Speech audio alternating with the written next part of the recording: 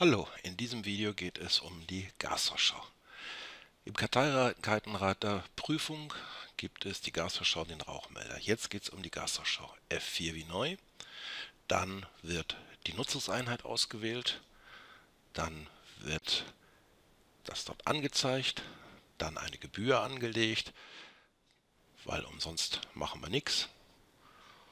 Und dann wird ausgewählt, wo sich der Hauptabsperrhahn und der Gaszähler befinden.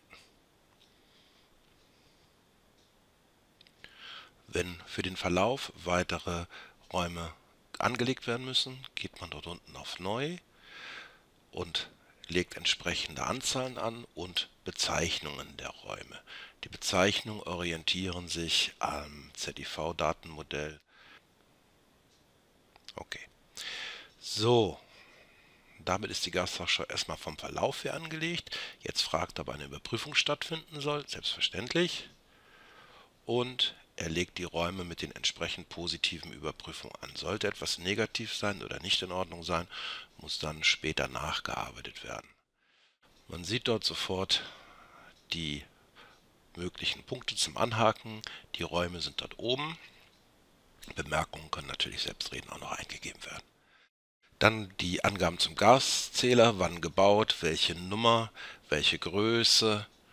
Und dann ist die Gasvorschau schon fertig eingegeben und über F10 kann dann entsprechend der Druck erfolgen. Ich habe einfach mal 3 Stück zur Auswahl genommen. Einmal als erstes eine Gasvorschau mit mittelviel Informationen. So könnte man das vielleicht ausdrücken. Es liegt immer ein wenig daran, wie viele Gasvorschauen im Gebäude sind, sodass der Kunde ausreichende Informationen bekommt, aber auch durchaus sieht man gleich im letzten. Hier ist es jetzt sehr kompakt gemacht. Ist eher für Mehrfamilienhäuser gedacht. Und jetzt ganz zum Schluss kommt noch eine sehr ausführliche, Raum für Raum greifende Gasthausschau.